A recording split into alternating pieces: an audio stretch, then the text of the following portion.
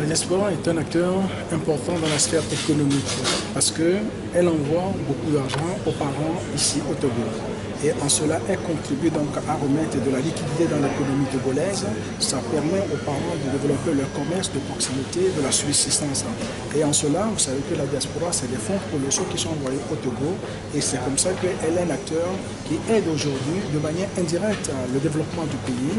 La seule question qui est posée, c'est que cet argent qui est envoyé de manière massive au Togo est envoyé de manière individualisée. Et la réflexion qu'il y a lieu de faire aujourd'hui, c'est de voir comment on peut capitaliser sur cet envoi financier de la diaspora pour que cet envoi serve bien sûr à la famille, mais rentre dans ce processus de développement du pays. Et pour cela, il y a des conditionnalités telles que nous l'avons expliqué dans la conférence, des conditionnalités qui doivent faire en sorte que la diaspora dans sa diversité soit bien accueillie, que les outils d'aide de la diaspora soient mis en place, les exonérations fiscales, un certain nombre de choses, que la diaspora se sente à l'aise, sécurisée aussi pour faire en sorte que non pas venir avec de grands sabots, mais venir avec sa particularité pour qu'avec les frères et sœurs du Togo, on puisse ensemble bâtir ce bien commun. Alors, un premier programme socio-économique de la diaspora vise essentiellement cette plateforme. Ah oui. La plateforme est quel forum socio-économique de la diaspora? Qu'est-ce qu'elle vise essentiellement? Je pense qu'il y a cette mobilisation qui est importante. Aujourd'hui, je vois dans la salle des compatriotes qui viennent de la Turquie, et de beaucoup de pays d'Afrique, de l'Europe. Je pense que le projet d'émergence est un projet collectif et que la diaspora, en se retrouvant ici dans cette dynamique-là, montre qu'elle peut participer. Et toute la diaspora n'est pas ici présente, toutes les formes de diaspora ne sont peut-être pas ici présentes, mais l'intérêt de ce forum, c'est d'une part s'engager dans ce processus, montrer que justement tout le monde doit apporter sa contribution, qu'on soit du pouvoir, qu'on soit de l'opposition, qu'on soit de la diaspora, de la société civile, c'est un projet commun et nous avons le devoir pour réserver un Togo meilleur à nos enfants, de nous engager par rapport à ça, et la diaspora a toute sa place comme les frères et sœurs qui sont actuellement au Togo. Vous voudrez bien revenir sur les activités qui mèneront ces journées de rencontre? Je pense qu'il y a plusieurs domaines, les organisateurs par rapport à ce qui est prévu. Il y aura des expositions sur les opportunités d'affaires que les différents acteurs du pouvoir, en tout cas de l'administration togolaise, offrent. Il y aura des tables rondes sur les contributions effectives que la diaspora peut apporter. Et en cela, nous serons présents pour voir les mécanismes de mise en œuvre concrète de la diaspora. Puisque vous savez que la politique d'émergence, c'est beaucoup de choses.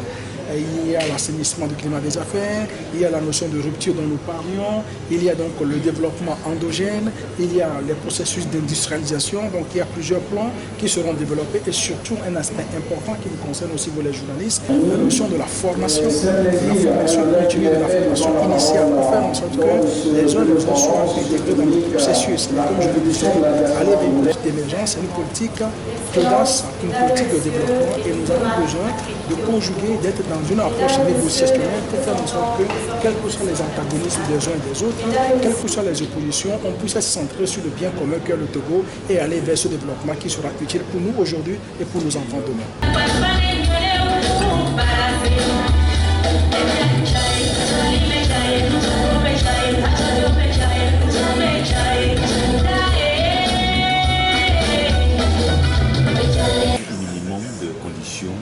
Réunis pour que la diaspora vienne investir facilement? C'est une très pertinente question. Je vous dirais ceci. Les conditions, je ne dis pas que tout est rose au pays, mais il y a quand même un certain nombre de conditions. Et c'est là où nous devons travailler. Les cadres institutionnels, je dis bien les cadres institutionnels existent. Donc ce sont les cadres généraux.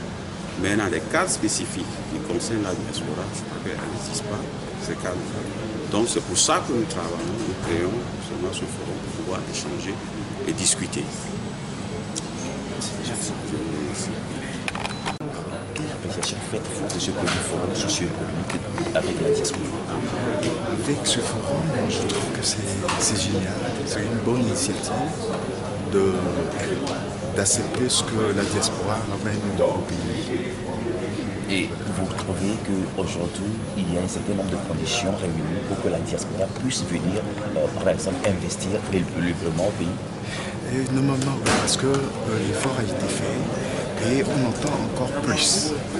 Parce qu'il y a des exemples que j'ai suivis avec mes compatriotes, ici ou ailleurs, c'est un peu difficile. Donc on aimerait très bien que ça s'améliore et qu'on travaille la main dans la main et que ça donnera un plus pour le Togo. Plus précisément, quelles sont les avancées que vous aimeriez que le gouvernement fasse ou bien d'autres opportunités que le gouvernement peut ouvrir à la diaspora pour vous faciliter la tâche? Bon, surtout, moi, j'aimerais seulement dire au niveau des ports. Si par exemple, en Europe, ou bien même si aux États-Unis, on nous aide, on ramène les choses au port ici, c'est tellement difficile de les faire sortir et de donner ça au public togolais. Maintenant, à l'issue de ce forum, qu'attendez-vous complètement?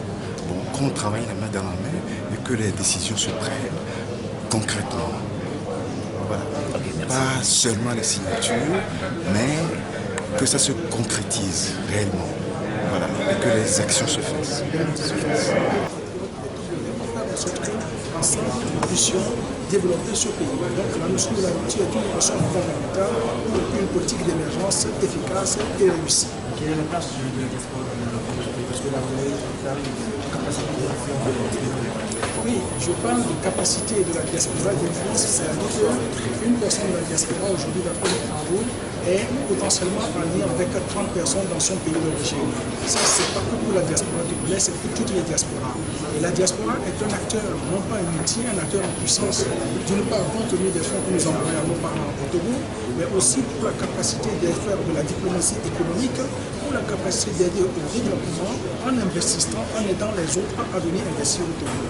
Donc la diaspora a cette capacité d'influence et tout l'enjeu c'est de faire en sorte que dans sa pluralité, dans sa diversité, cette diaspora-là puisse être bien accueillie, cette diaspora puisse travailler collectivement avec les uns et les autres, faire en sorte que le Togo qui est un bien commun, qui est un bien appartenant à tous, puisse être donc inscrit dans ce processus de l'accord diasporique.